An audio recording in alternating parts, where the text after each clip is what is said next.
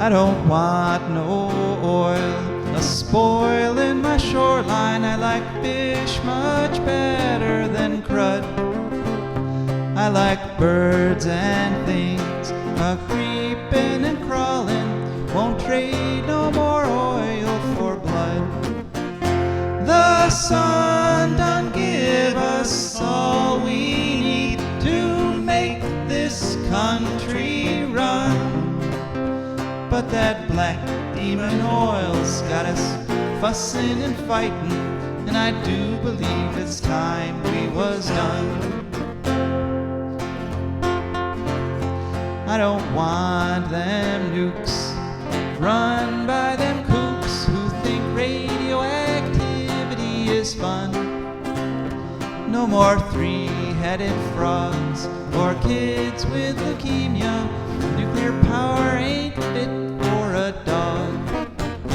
The sun done give us all we need to make this country run.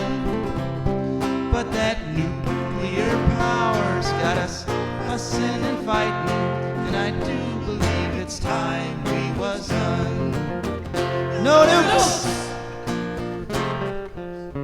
Good morning, Toledo, and good afternoon, Columbus, and hello to those of you on the internet, wherever and whenever you are. My name is Joe DeMare, and I am here with my erstwhile co-host, Rebecca Wood. Yes, and we really are here this time. We're both in studio in Toledo, which is a very kind of soggy city right now. Boy, it sure was pouring when we came in this morning. And, it's one of those where you run in from the parking lot, and even though you're only going like 50 feet, you still get completely soaked. So I saw it. He was pretty soaked. Yeah, so be careful out there if you're driving. Don't take any chances. Don't go too fast or anything. I actually went too fast last night though, because I got the word last evening that my father-in-law, John King, who was 98 and a half to be fair, passed away, and I was trying to get to. I thought they were doing the last rites at the rest home where he had been staying. And so I hopped in my van, and I discovered that my van can do 110 miles still on electric charge, 110 miles per hour. I don't recommend it, of course, but it's nice to know it's there if you need it. But I missed it because he was actually at the hospital and not at the rest home. So kind of a depressing night. There's been a lot of dying in the past year, unfortunately. And actually one of the things that's been in the news lately is how the U.S.'s life expectancy rate has been dropping since about 2015 or so. So kind of a, rainy, dull day, depressing day, but we do have a little bit of good news coming up in the Ecological News segment. So what we're going to do is we're going to chat for another 10 minutes or so. And at any time you could join us, because we're live in studio. You can call 877-909-1007. That's 877-909-1007. And as we talk about ecology and the environment and the way it affects you and your wealth, your health, and health and happiness of your friends and family, and all your critters and all your plants. So after we chat for another 10 minutes or so, we have an interview with the great Harvey Wasserman. And Harvey he is the man who famously coined the phrase "no nukes" back in the 70s, a very effective anti-nuclear campaigner. Unfortunately, he is going to be talking about a terrible decision made by the California state legislature about where they just this past week voted to keep the Diablo nuclear power plant open. California is just going to give PG&E $1.5 billion, saying please don't close the nuke plant, even though as you'll hear in the interview, the nuke plant is literally the most dangerous nuke plant in the United States of America because it was built directly on top of some fault lines, which at the time the company lied about. When they were getting the initial permission to build, they were like, oh, there's no fault lines around here. And then, of course, after it was built, they're like, oh, wait, except for those that are right underneath the nuke plant. Anyway, so that's 10:15. Then we'll hear from our terrific advertisers and patrons. And I have to thank the patrons twice this week because I actually forgot to thank them last week. So I'll get the first one in now. Thank you so much to our wonderful patrons who are the ones who sponsor this program by getting a monthly donation to us that comes out of their checking account, comes over to us. Thank you so much, patrons, and I'll be thanking you again at the bottom of the hour. Then, Rebecca, you have some interesting stuff for us. What are you going to be talking about? I have a segment I'm calling Bad Times for Rebecca at the Vespid Family Reunion. Okay. The entire subject of wasps and yellow jackets and hornets may have defeated me. I'm just saying. Okay, so that's the Vespid part there. Yes. Yeah, okay. All right. Okay, and then we have our ecological news, which is, there's a fair amount of bad news, but I do promise there is a little bit of good news in there, so worth sticking around for. And that'll be our show. So, and as I said, you're welcome to join us at any time, 877-909-1007. And one of the things I wanted to talk about in terms of this terrible decision by the California State Legislature is the pro-nuclear turn that the Democratic Party has taken. And it's just especially egregious in California because a lot of those people there are representing people that are strongly anti-nuclear. The environmental movement is very strong in California. A lot of people in California don't want nukes. And a lot of the people who voted for nukes this past time here, they actually campaigned against the Diablo Canyon nuclear plant as part of their political campaign in order to get elected. So they campaigned promising they were going to close Diablo Canyon. And then in this vote, it was terrible. It was 67 yeses to 3 noes in the assembly. And there was only 1 no vote in the entire Senate, which are completely dominated by Democrats. And so it just reminds me that when it comes to the really, really bad decisions, Democrats and Republicans make them together. They both. I'm thinking of the Gulf War. Remember that when we were thinking maybe the Democrats who say they don't like military and war and so forth, but no, they all hopped on the bandwagon, and they're all hopping on the nuclear bandwagon right now. And the reason is the billionaires want it. Bill Gates wants it. Elon Musk wants it. We're going to be talking more about that later in the show.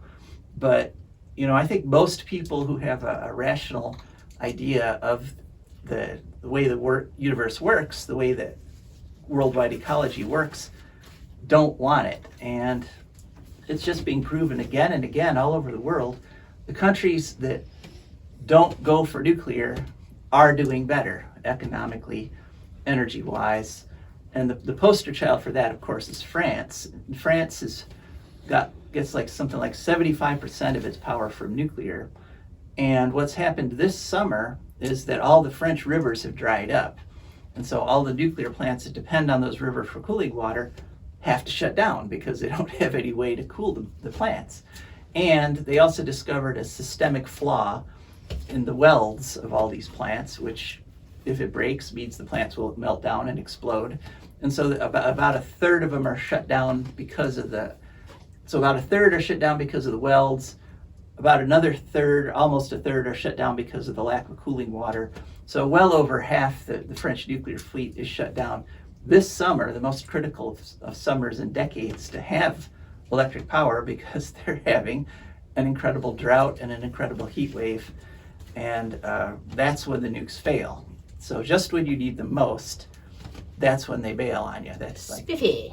Yeah, it's kind of like one of the fake best friend, the person that's kind of like always there until things start to get a little tough, and then and then they're gone. That's what nuclear power is. Yeah, it works great when everything's functioning fine, when there's plenty of rain, when there's not too much demand. When everything's perfect, nuclear power is there for you. But as soon as things get challenging, nukes are like, we're out of here.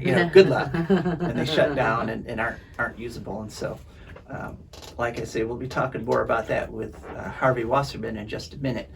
But I want to go back to the start of the anti-nuclear movement, which was very close to the start of the environmental movement altogether. the 3 Mile Island disaster kind of galvanized the anti-nuclear and kind of blended the anti-nuclear with the growing environmental movement. They sort of became one and the same. And the reason that is, and a lot of people who are alive today don't really remember this, but what happened is that was when, the early 70s is when we really learned, like viscerally, that the whole planet is connected. I remember we were at a family reunion and some of my uncles were talking, and they were talking about how they found coal ash and they found pollutants from factories in the US in the Arctic near the North Pole on the ice. And that idea that stuff can be carried all over the whole globe. I mean, nowadays people say we're all interconnected so glibly, it's just sort of like, people sort of take it for granted. But back then we really didn't know for a fact that what we were doing here in Ohio was affecting stuff as far away as the North Pole. We didn't. That was a kind of a mind-blowing idea. And so what that did when we discovered nuclear, and we discovered that they create these radioactive atoms, and that these radioactive atoms also, just like the pollutants from a smokestack, get distributed all over the globe wherever they're generated, and so pollute the whole human race and the entire planet. That's when people really realized that nuclear power had to go. And that's when Harvey coined the phrase, no nukes. And people understood this back then because we were also learning about that connection. And actually the radiation is part of how we discovered the connection, because when they did the nuclear bomb tests, they just started discovering things like radium and plutonium and strontium in the bones and teeth of children, who lived literally on the other side of the planet from where they were blowing up these atomic bombs. And so all this came together, and what has been happening since then is the economic forces in this country have been trying to wipe that from our collective consciousness. They want to divide education up so that you've got people in these narrow little specialties that don't really understand that all these specialties, biology, chemistry, geology, meteorology, they're all woven together into ecology. And because once you understand that, then you're not going to go along with things like nuclear power. You're not going to go along with things like loosening air pollution standards. And so they don't want you to understand that. But I want you to understand that. Rebecca wants you to understand that. I do. Everyone who wants a green future wants everybody to understand that. And so I think maybe it's time to go to our interview with Harvey Wasserman, because he gets it. He understands Definitely. this. So, all right, Josh, let's hear our interview with Harvey Wasserman. Well, Harvey Wasserman, welcome to For a Green Future. Could you just tell us who you're with? Okay, so my name is Harvey Wasserman, but you guys can call me Sluggo. I have been doing anti-nuclear work, no nukes, since 1973. And we are now in California. I am, and we're fighting to get the Diablo Canyon nuclear power plant shut as soon as possible. And we have a criminal conspiracy to keep it operating, despite the fact that it's surrounded by earthquake faults, is falling apart, is run by a criminal corporation, and can blow up at any time. Same is true of Davis Bessie and Perry and all the other 92 reactors that there are in the United States that need to shut. Should never have been built, but need to shut as soon as possible. Well, there's a lot to unpack there. Let's start with the criminal part. You said, so we're talking about PG&E, Pacific Gas and Electric. How is it that they're criminal? Well, they have twice pleaded guilty. They've also been bankrupt twice, by the way, and they've twice pleaded guilty to federal charges of involuntary manslaughter. In 2010, Pacific Gas and Electric gas pipes blew up in San Bruno due to bad maintenance, negligence, and 19 houses were burned, and 8 people were killed.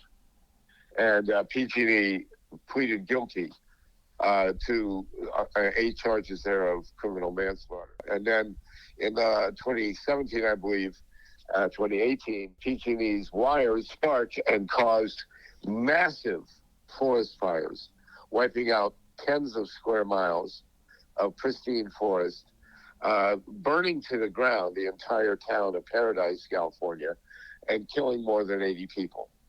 And they pleaded guilty to involuntary manslaughter. 80 counts, I believe, or thereabouts.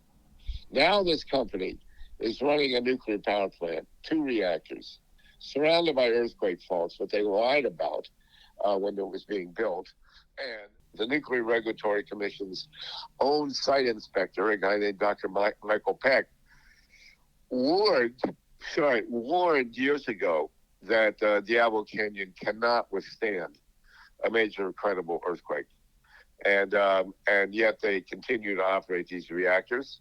There was a deal made in 2016 that the 2 reactors would shut in 24 and 25 when their licenses expire. And they've been deferring maintenance exactly as they did at San Bruno and in Northern California. They haven't been taking care of the place. It's falling into disrepair, or continuing to increase the disrepair. And as I say, but for the grace of God or pure luck, the earthquakes haven't hit.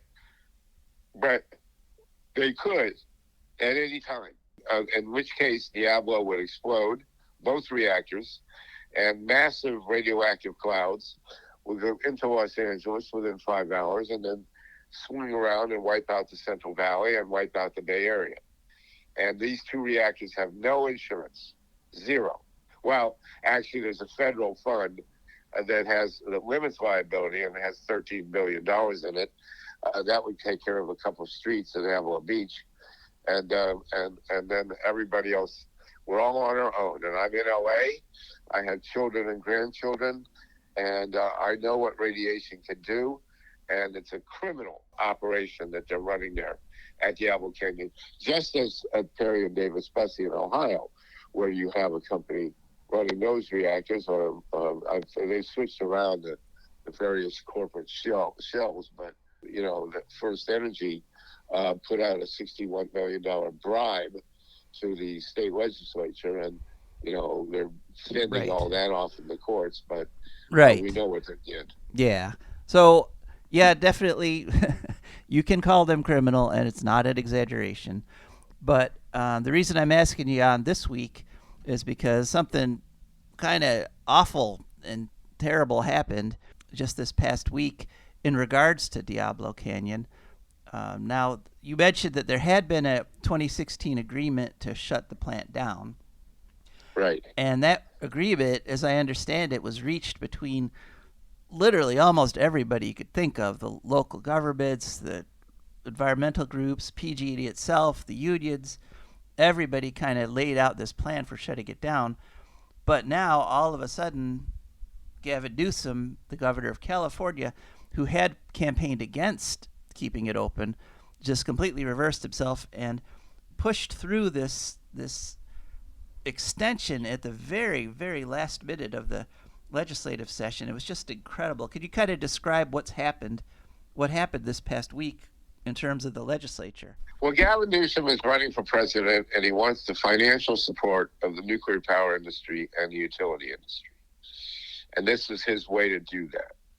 And, they came up with this concocted nonsense about how they need the nuclear plants. The nuclear plants actually are a detriment to providing safe energy to California.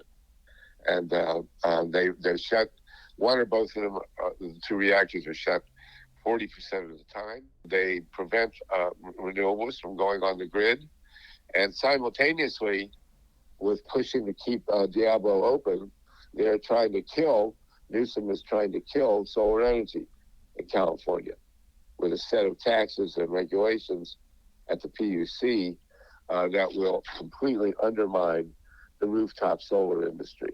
We have 1 million homes and 1 million buildings in California with rooftop solar on them, and 70,000 people in California work in the solar, wind, efficiency energy battery industries in California. And Newsom, while promoting nuclear power, is attacking rooftop solar. It's completely cynical because the utility industry hates rooftop solar. Because if you can put solar panels on your rooftop, you don't need the utility company. And they're tremendously afraid of the proceedings of rooftop solar. And so with Newsom's help, they're moving to kill it while claiming they need the energy from nuclear power plants. It's completely sick and cynical, and it needs to be stopped.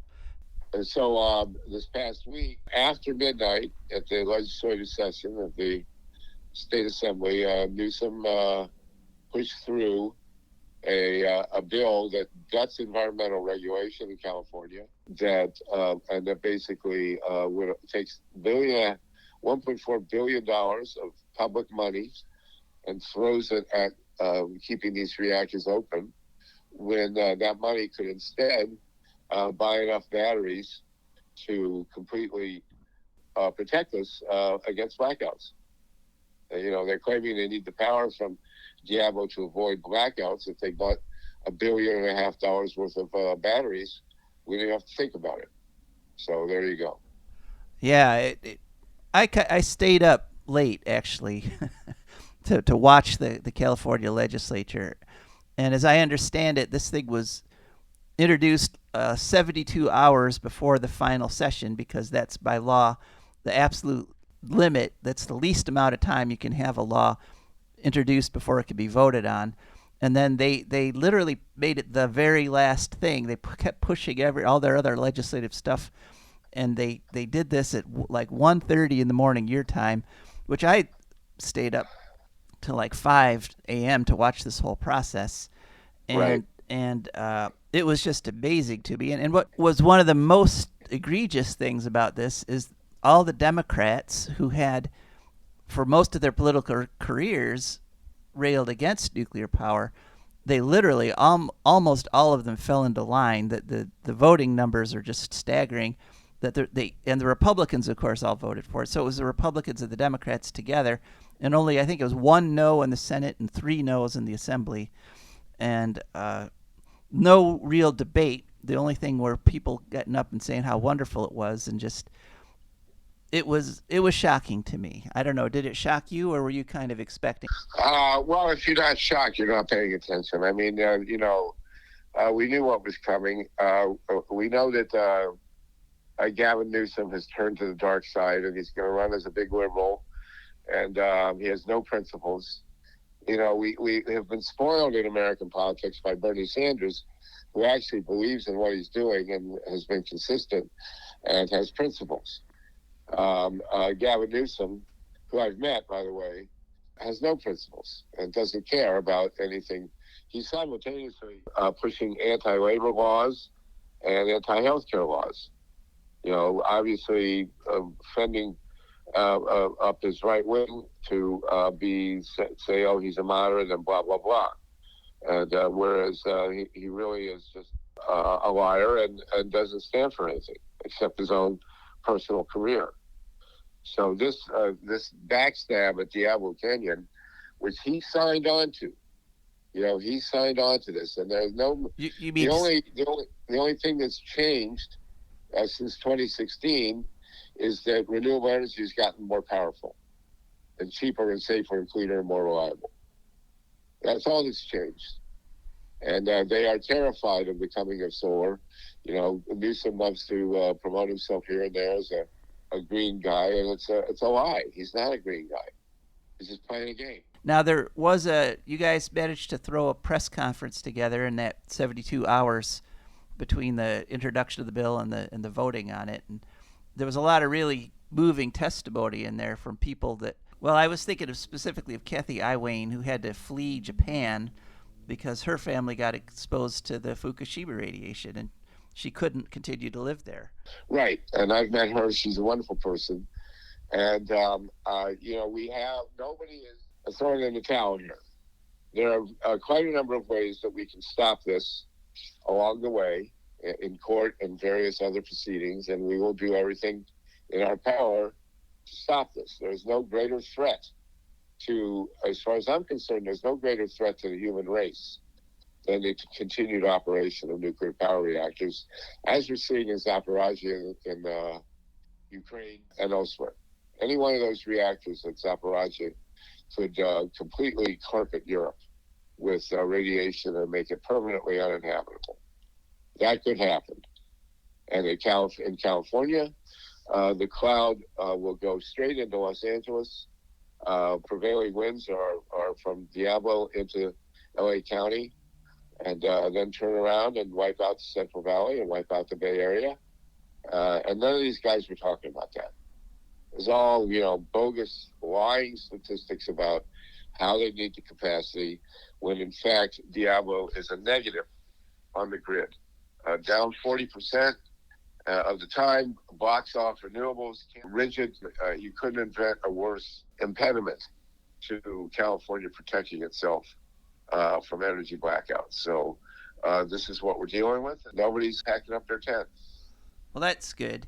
And when you say it's down 40% of the time, that's not just like planned maintenance. That's actually things like transformers catching fires and unexpected stuff that they have to scram the reactor. Isn't that right? Yes, exactly right. And these reactors are 40 years old. They'll be 40 years old. How many people are driving 40-year-old automobiles without insurance? We all have to have insurance to drive our car, but these criminals at PG&E don't need insurance to drive their nuclear power plants, for which they're not liable. It's out. Yeah. Now you mentioned the Central Valley, and I think that people in Ohio, a lot of people don't realize just how vital that is, how strategic that is for the entire country. Why should we in Ohio care about what happens if the Central Valley gets irradiated? Well, you get your winter vegetables from there. I mean, the Central Valley is the as Dr. Oz would say, the crudité of winter vegetables in America. And if we lose the Central Valley, we lose a huge part of our food supply, and it will happen. If Diablo Canyon blows up, the predominantly, or when, not if, but when Diablo Canyon blows up, the prevailing winds will take the first round of radiation directly into LA County. There are more people in the LA area than there are in Ohio. There are 10 million people just in LA County. So, you add in the surrounding areas, there are more people here in Southern California than there are in Ohio. And that whole region will be completely turned into a dead zone. When the San Andreas goes off, or any of the other earthquake faults about which PG&E lied repeatedly, and those reactors are not designed to withstand the kind of earthquake that could be delivered.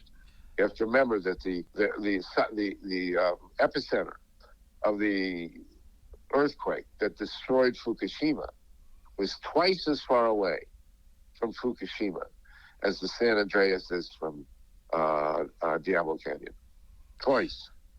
So we're looking here at a virtual certainty of a major of an apocalypse. It's an apocalypse. And because not only will Diablo Canyon's radiation wipe out California, but it'll go all across the country.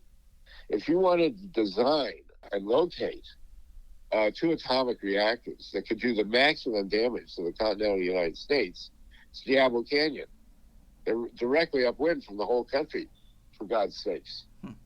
And you mentioned Fukushima, and so Diablo Canyon's right on the ocean, isn't it? Is Diablo Canyon, could a tsunami like the one that hit Fukushima also happen at Diablo Canyon? Well, yes, to a certain extent. You remember that Fukushima, there was a cliff there, and the geniuses who built Fukushima decided to take down the cliff so they could be right at sea level for units 1 through 4. Units 5 and 6 of Fukushima was up on the cliff. They didn't take down the cliff for those 2, and they were not hit by the tsunami. Diablo is on a cliff. It's about 65 feet high. So the odds on a tsunami actually blowing into Diablo Canyon are low, although, of course, the intake pipes are down at sea level, and you don't know what a tsunami would do to the intake pipes at Diablo Canyon. But an earthquake, the odds on an earthquake hitting and destroying Diablo Canyon are higher than they were at Fukushima, because units 1 and 2 at Diablo Canyon are surrounded by earthquake. There's one within 600 yards of the shoreline. Is within 600 yards of the cores. We're talking about 2 football fields. I mean, it's nothing. And all the earthquake faults are, of course, interconnected. And so if one goes off, they're all going to go off. There's no way that the Diablo Canyon can withstand the seismic shocks that could come from, these earthquakes. And when they crumble, they'll be 40 years old, and they will fall apart, and they will blow up. That's the reality. All right. Well, thanks so much, Harvey, for enlightening us on this. Well, people should contact me directly, solartopia@gmail. If you contact me, I'll send you a free PDF of my book, The People's Spiral of U.S. History. And if you want more information, go to mothersforpeace.org. mothersforpeace.org. They're the ones who are leading the fight here. Okay, thanks. All right, and thank you folks for listening to that scary but enlightening interview with Harvey Wasserman.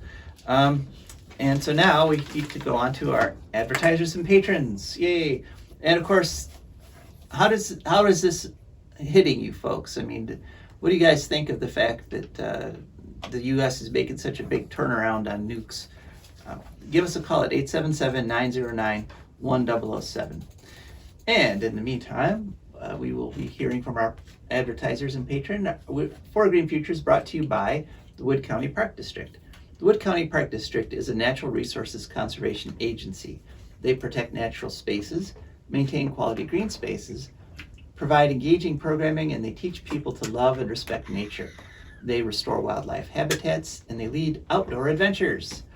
Wood County Parks protects natural spaces in Wood County for all to enjoy, from 8 a.m. to 30 minutes past sunset every day of the year. And there's a bunch of ways to find out what's going on at the Wood County Parks. One is to call them. They're 419-353-1897. That's 419-353-1897. Another is to go to their website, which is wcparks.org. And they are also on all the social media, Twitter, Instagram, Facebook, etc. And of course, they have a cool app, which is go to any app store and search for WC Parks. And you'll want to do that this coming week because they're getting ready to have their annual native plant sale. And they have some really nice native plants there. And I actually have some coreopsis in my front yard that I bought from them. They're just beautiful. They're in there. It's a biennial, so right now they're in just the green phase and they don't look like much, but next year they'll be in the flowering phase and just a ton of blossoms, really beautiful. So that's the Wood County Park District. And now For Green Futures is also brought to you by our wonderful patrons. And our patrons are people who went to patreon.com, that's Patreon, and there they searched for a Green Future. Up popped our wonderful Patreon page. They looked through the different levels of membership and they picked the membership level that matched their budget. And every month, like clockwork, we're so grateful, a little bit comes out of their account, comes over to us, and that's how we can afford to keep this show on the air. So, and we are grateful, aren't we, Rebecca? Absolutely. Yes. Okay, and one of the reasons we're grateful is because with their support every week, Rebecca is able to enlighten us about a little interesting aspect of the natural world. What will we be talking about this week, Rebecca? Well, sort of roughly things in the Vespidae family. Okay, Vespidae. This segment's kind of a mess because I started out researching hornets and then realized I actually meant to research Yeah, well, we'll put you on a little bit. So what's your name? yellow jackets. Except it turns out that hornets, and there's no such Gary? thing as hornets or yellow jackets. It's all just We'll put you on wasps. It's hold, all just and, wasps, which once, we have Joe calls for decided you, we'll, to call a couple talk and genuses such. of hornets and or yellow jackets. Stand by. It's just kind of scientifically they're all wasps, basically. All right, so wasps, yellow jackets, and hornets. Now, do you want to keep going, Rebecca, or we do have a call? We can take the caller. Okay, go ahead, Yes. take the call. I'll pick back up. All right, caller, you are on the line. Please just give us your first name and then what's your comment? You couldn't hear you very well, but I think you wanted me to talk now. Yeah, go right ahead. Okay, what's about this whole the nuke thing?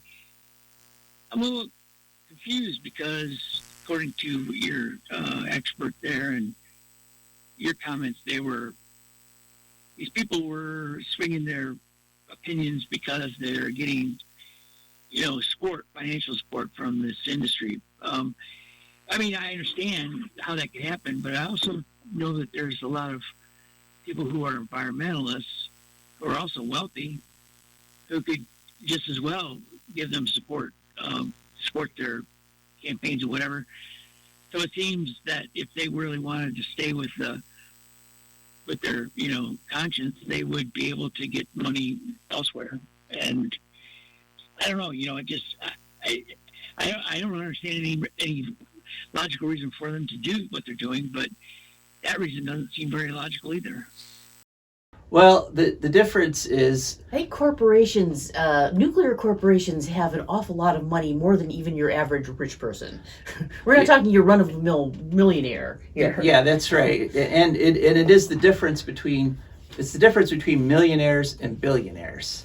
Because the millionaires you're talking about, people like, the celebrities like Jane Fonda and stuff who contribute to anti-nuclear. As we know from House Bill 6, those donations are dwarfed, literally by like factor of 10, by the donations from corporations like First Energy, who dumped $60 million into just the bribe and kickback part of the House Bill 6 thing, and by the contributions by the people like Bill Gates and Elon Musk, who couldn't drop literally hundreds of millions of dollars into these campaigns and these political parties. Why would those two people who have a vested interest in nuclear energy? I don't understand why they would. Okay, well, actually, that's exactly. I'm going to cover that later in the show. That's part of our ecological news segment. I have that all prepared. So thanks a lot for your comment. I really appreciate it. Okay. All right, Rebecca, back to wasps and hornets. Right. So in order to attempt to understand all this, I had to actually go and look up taxonomy and try to relearn 7th grade biology. And what I learned is the bottom 4 taxonomic categories or whatever are order, family, genus, and species in that order. Species on the bottom.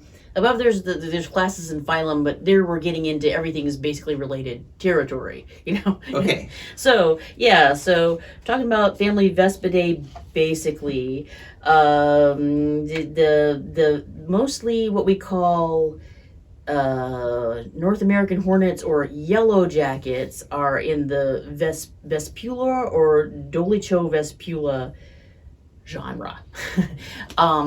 This is a little confusing because I found one Wikipedia entry that said they're actually hornets, but they're colloquially called yellow jackets, and then another that said the exact opposite. They're actually yellow jackets, which some people call hornets. So but there's no scientific term for hornet or yellow jacket. It's just like, oh, that's what I'm gonna call this random stripy thing. Well, but that means that we can now, if you were getting bothered by one of these critters at a picnic table, you can just say, "Get out of here, Vespula." Yeah. That sounds a lot more satisfying than It sounds sort of insulting, I guess. Does. All right, Yeah. go ahead. And so Vespula are, let's see, some Asian and European hornets, including the crab rose species, which is the European hornet, which is found throughout, parts of North America, parts of Russia, and Northeast Asia. So then I had to figure out what they were talking about when they said Northeast Asia. Northeast Asia is the Mongolian Plateau, Northeast China Plain, Korean Peninsula, Japan, and some parts of Russia in the Far East. The Russian Far East. Yeah. So I learned that. Hornets are the genus Vespa, which has 22 species in it. 22. Most of them live in Asia. There's just the one that travels over here, and some Asian hornets are getting over here too right now, and they need to go. They actually do need to go back to Asia, the hornets. Hornets are the largest of the eusocial wasps. Eusocial, another new word, means shows an advanced level of social organization in which a single female or caste produces offspring, and the non-reproductive individuals cooperate in raising the young. So like bees, basically, like but bees. the wolves and mongooses do that, or don't they? No, not wolves and what do you call those? Meerkats. Okay, you're right. There are a number of And species. naked mole rats. Naked mole rats, yeah. There are actually a lot of mammals where, well, there's only one breeding pair. Eusocial, is that EUSO? Eusocial. Which I did not know that word. It does say they're closely related to yellow jackets. No kidding, buddy. Also, it says hornets are vespine wasps, which means a true wasp, more or less, in the genus Vespa. But Vespa actually means wasp, and vespine means wasp-like. So vespine wasps are super waspy wasps. They're wasps, extra wasp. They're wasp. Wasp with the side of wasp, yeah. They can be up to 2.2 inches long. You can tell them from the other vespine wasps because they have a larger top margin of their head, whatever that means, than the others. Yeah, so other fun facts. Wasps native to America. Okay, I saw one quote that said wasps native to North America are in the genus Dolichosvespula. They are called hornets, or bald-faced hornets, but are actually yellow jackets. And another one that said yellow jackets is a common name of the North American wasp, the name Vespula. So all I can find though in Latin is Vespa. So there's stuff you call wasps. It's just stuff you call wasps. Yeah, so they're both kind of wasps, different kinds of wasps. Hornets make nests by chewing up wood to make a pulpy, papery pulp. The workers are all genetically female and infertile, as people may already know. Most species make nests in trees and shrubs. So the women are doing all the work there. Basically, Yeah, not okay. only that, but the males are docile and have no stingers. And so the worst thing a male wasp is actually going to do to you, or male hornet, is come over here and fight this guy for me, baby. And she will do it too. And let's see. Vespa orientalis makes its nest in the grounds.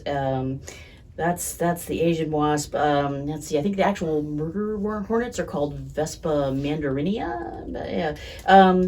The whole colony, it survives in. They're pretty versatile because in the tropics they just go on all year doing their thing. Whereas in temperate zones and in the north, the colony dies off, but the queen survives by like crawling and burrowing in leaf litter and stuff. So that is the wasp lifestyle for you, essentially. All right, cool. Don't pet any of them. Yeah, no. I have been stung by bald-faced hornets. There you go. Yeah, that's no fun.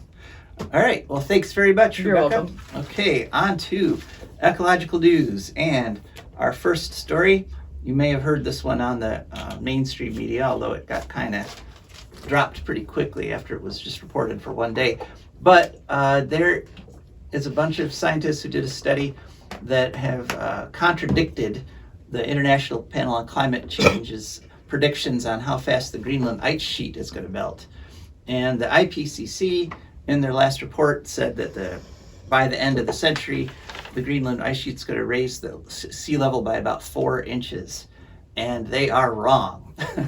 They are massively wrong. Is it 10 inches it's actually going to be? That's what this report says. And this report was originally published in the Nature Climate Change Journal. But weren't they saying, okay, I remember in the 80s people were saying, oh my God, if it's a 1 point something inches, it's going to do something catastrophic to the environment if it just rises that much. Yeah, level. even an Now they're inch. saying 10. Yeah, now there's that. Yeah, that's what these folks are saying. 10.8 to be specific. That means a lot of places are going to be underwater, right? Oh yeah, yeah. A lot Okay. of cities, a lot of Oh boy. a lot of Florida. You know, a lot of New York City. A lot of the most expensive, oddly enough, real estate in the country right now will be underwater by the end of the century. But one of the lead researchers on this is a fellow named Alan Hubbard, and he did a piece that was reproduced in phy.org, where he sort of did a layman's version of the technical study that was done in the nature of climate change. And the big difference here, and for them to come up with their 10.8 inches, and unfortunately I have to inform Alan Hubbard and the other people in this study that their number is also wrong, and it's too low. And the reason that I can say this with some confidence, even though I'm not a glaciologist, is do you remember, class, what is it that we're all caught in? Do you remember what we're caught in? It's kind of web of life. I give up. Kind of a loop, kind of a positive feedback. Yeah, loop. positive feedback. Positive Right. positive Yeah. feedback. Right. This is something we One of Joe's favorite expressions. talk about almost every week because it's very pertinent to what's going on. And so the reason these two predictions were different was that the IPCC report, in order to calculate the curve of how fast the ice is melting, they went back over 40 years of data. And they, adding up the data over the 40 years, they say, okay, it's warming up, it's melting at this rising rate, so by 2100 we'll be here. So what these folks did, but much more accurate, I have to say the 10 inches is much more accurate than the 4 inches. They took the data from 2000 to 2019, all right? So they went back more recent 20 years, and they found that the curve is higher. But the reason they're both wrong and they're both low is because in a positive feedback loop, that rate keeps accelerating. So in other words, if you went back over the last 5 years, you would get a much higher number, and it would be, even faster, because that's what happens in a positive feedback loop. Double plus on good, as George Orwell would say. Yes, exactly. So they're both wrong, but this latest prediction is much closer, and it's kind of frustrating to have known this for as long as I have. And interestingly enough, I've been going back and emptying out some old papers, and I found that I've talked about this before, that I went to an EPA conference on global warming, where I first asked a scientist, is this a positive feedback loop? And he said, it could well be. Well, yeah, obviously it is. But that was 1996. And so that was literally, 26 years ago that I've been saying, folks, we're in a positive feedback loop. And at least now the scientists are admitting it. They're not saying, oh, well, maybe it's a positive feedback loop. No, in this research, they did definitely say positive feedback loop. But again, they're still underestimating. But so anyway, that's a big, terrible prediction that's going to happen. But I like to, as you know, on this show, since we're talking about a green future, there is a path to a green future, a path to avoid the worst of this catastrophe. And one of our guests, our frequent guests, was Mark Jacobson, who laid out this path to get to 100% renewable energy by 2035 without using nukes, just wind, water, solar, and efficiencies. And he was widely panned in the press. I mean, all kinds of scientists that were, it turns out, funded by the oil industry came out and called him a quack, and etc., etc. Well, this past week, the National Renewable Energy Laboratory, NREL, as it's called, came out with their own study, and guess what they found? They found that we can get to 100% clean energy by 2035 without using nukes, just using wind, solar, water, and switching to things like geothermal and energy efficiency. So it's not so. Mark Jacobson has been vindicated. Right. We had him on as a guest when he was still being panned by the scientific community for unrealistic projections. Well, the entire weight of the U.S. government research team now is behind what he has said. So take that, Exxon.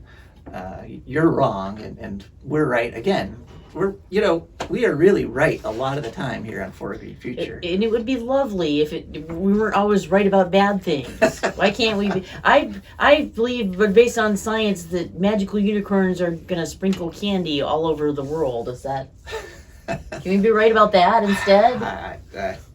You can continue to believe it. Okay, thank you. All right, and then we'll all see if you're right. You're laughing at me, but I'm right. I'm right. If only. It'd probably be really good candy too. Yeah. All right, on to our next story. And this is where we were talking with our caller about Elon Musk has started this incredible pro-nuclear power tweeting campaign. And it does bring us to the question of, why do billionaires want nukes so badly? And the answer is, you have to look at how these billionaires became billionaires. And the way they did it is they were in on the ground floor of the new technologies. Bill Gates, as computers were becoming popular, he made sure that his operating system, his Windows operating system, which sucked, by the way, compared to the other operating systems of the day, which was more expensive, which was more buggy, which was less efficient, took up more disk space. Everything about it was worse than what all the competitors were offering. But what he did was he went to the computer manufacturers, and so made sure every new computer had his system already installed, and that's how he wiped out his competitors, even though he had a worse product. Elon Musk also, even though he didn't have a worse product, he had an effective electric car. He was in on the ground floor of the electric car boom. And same with Jeff Bezos and Amazon. He was one of the first ones to create a service where you could just buy whatever you wanted online. And so that's how you become a billionaire. You're there at the start. Now, wind and solar have already started, and battery storage has already started. There's a lot of competitors. It's a big, crowded field. But what hasn't started yet are the small modular reactors, the sodium-cooled reactors.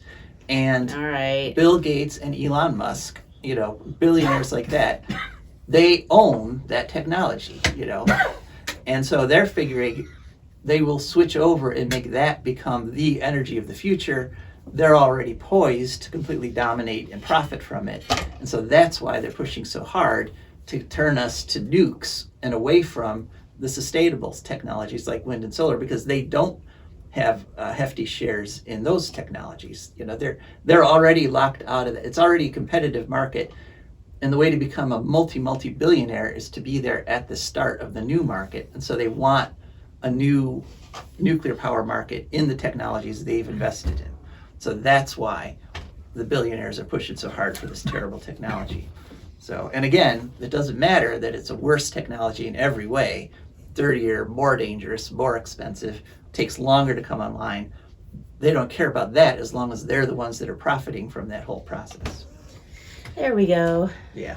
So that's a little bit depressing, but there's pushback, and reality is helping us. I mean, as long as Some guy online the other day was trying to tell me that I think it was something about socialism. I don't know. He was commenting on one of my posts, or on a post that I was on. Oh, come on! You love just being able to order everything in the world that you could possibly want off of Amazon. And I'm like, well, no. Because it's all right, I guess, but I remember when you could get everything you wanted and most of what you needed, or everything you needed and most of what you wanted in your local community. Yeah. And you could just go there and get it, Yeah. And it was not horrible. I wasn't, it's so hard to leave the house. It was really okay. No, it's kind of pleasant to go to a store and look at stuff and touch it and feel it and say, maybe I want that. And then, then there was a long period when, it was JCPenney's and Monkey Ward, or the magic that place where you could get everything. Right, right. So I really liked those catalogs as a kid. I did. Yeah. So there we go. So the billionaires want it. That's why the government, so Biden, Nuclear Joe, is pushing it so hard. And let's just hope we can stop them, because it'd be a disaster for the rest of us. Okay, on to some more slightly depressing news. Well, it is kind of depressing. A study came out this past week that 1 in 6 tree species in the U.S. or in North America is headed towards extinction. That's about 100 native species are heading towards disappearing forever. That's out of 881 native species. This was a study done, one of the lead researchers was Murphy Westwood, who is the director of the Morton Arboretum in Illinois, which sounds like an interesting place to visit. It does. I might have to go visit there sometime. Cool. And she said we're losing species before they're even described. Wow. Because, there are trees around that no scientist has ever cataloged. And so that 881 is still kind of an estimate. But, I see it every day. I see my beloved paper birches are dying of fungal infections. And of course, we all remember the emerald ash borer taking out the ash trees. And the chestnuts, of course, were the one of the most important and one of the first species to go. But at least we've cataloged the problem now. At least we have someone has finally done a comprehensive list. They never did that before. All right, last story, and this was the promised good news. Electric cars globally have reached 10% of sales. There's an article 828 in Clean Technica. 778,000 electric cars, that includes plug-in hybrids and all electrics, were sold in July of 2022. And these electric cars that already exist shaved 5% off the global oil demand during this whole crisis with Russia and the Ukraine. So they've been helping us keep oil prices down for everybody. And the prediction from Clean Technica is that this month, September 2022, the world is going to top 1 million electric cars sold. So some people are making the transition as fast as we can. So won't you join us? Indeed. And remember, I was able to go 110 miles per hour in my electric van. So just something to say, not promoting or not telling anyone to do that. So, all right, got to wrap it up. Thanks so much for listening, folks. This is Joe DeMare. And Rebecca Wood. And we are signing off.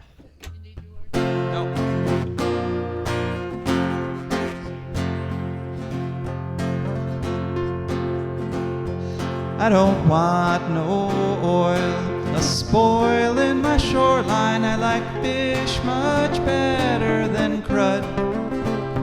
I like birds and things a-creeping and crawling. Won't trade no more oil for blood. The sun done give us all we need to make this country run. But that black demon oil's got us fussing and fighting, and I do believe it's time we was done. I don't want them nukes run by them kooks who think radioactivity is fun. No more three-headed frogs or kids with leukemia. Nuclear power ain't fit for a dog. The sun done give us all we need to make this country run.